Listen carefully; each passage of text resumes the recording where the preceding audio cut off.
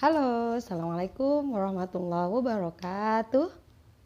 Ketemu lagi ya pinter ya dengan Miss Win. Bagaimana kabarnya hari ini? Pastinya tetap semangat dong, tetap semangat untuk belajar, tetap semangat untuk mengikuti setiap kegiatan dalam kegiatan belajar mengajar hari ini. Nah, hari ini kita bertemu lagi dalam pelajaran bahasa Indonesia yang akan mempelajari tentang puisi. Sudah pernah mendengar ya Nak ya? Puisi atau bahkan sudah pernah membaca, bisa di buku, di majalah, atau bahkan di televisi. Mungkin kalian pernah menemui apa itu puisi atau bagaimana sih puisi itu. Tapi untuk lebih jelasnya boleh kita sekarang membahas tentang puisi dan unsur-unsur yang terdapat pada puisi. Nah, yang pertama, puisi adalah karangan yang menggunakan kata-kata indah. Artinya, karangan dalam puisi itu dibuat dengan menggunakan kata-kata yang indah dan penuh makna.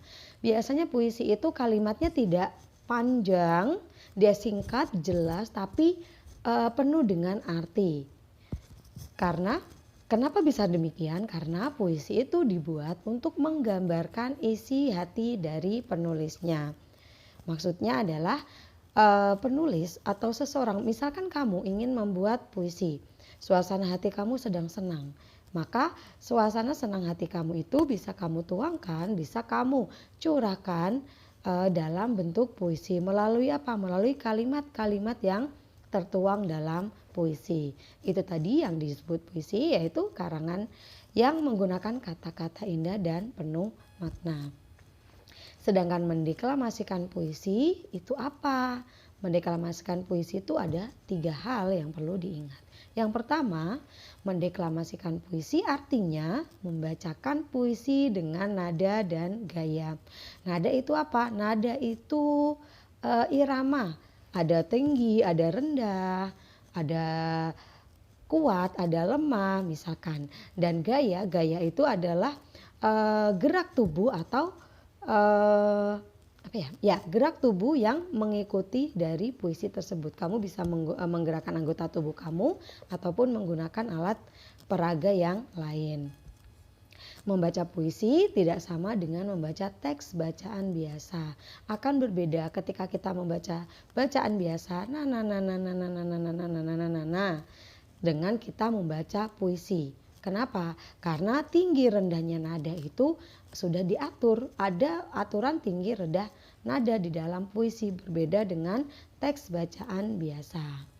Selanjutnya, membaca puisi diperlukan lafal dan intonasi yang tepat. Lafal dan intonasi itu apa? Nah, lafal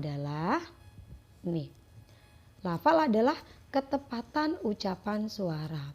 Jadi ketika membaca puisi, teman-teman harus tepat atau bisa mengucapkan lafalnya itu atau mengucapkan setiap kata dari puisi itu dengan ucapan yang tepat sesuai dengan ejaan hurufnya. A ya A, B ya B, dan seterusnya. Huruf vokal juga harus jelas, A, I, U, E, O. Sedangkan huruf konsonan B, C, D, dan seterusnya. Sedangkan intonasi adalah ketepatan tinggi rendahnya suara. Intonasi adalah ketepatan tinggi rendahnya suara. Maksudnya apa?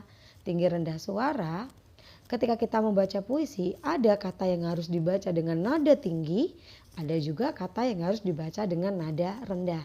Itulah yang disebut intonasi. Selanjutnya kita akan masuk ke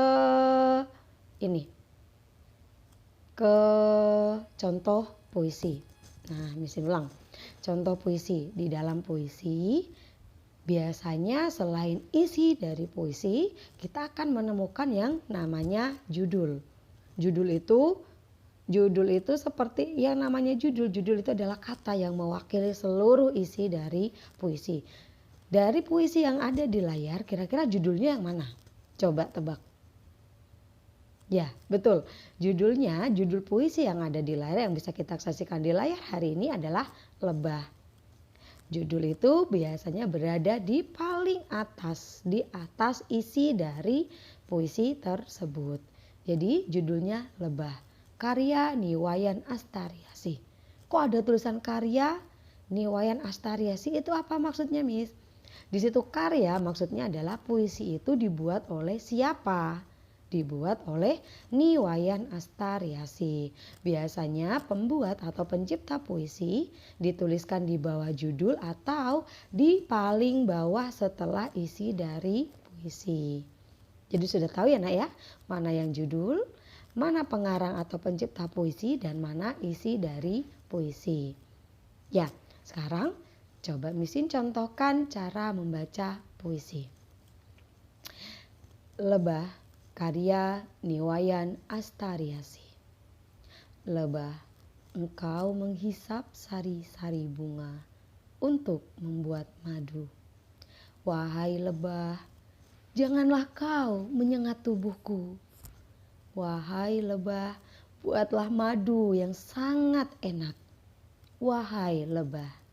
Ya, kurang lebih seperti itu ya, pintar ya.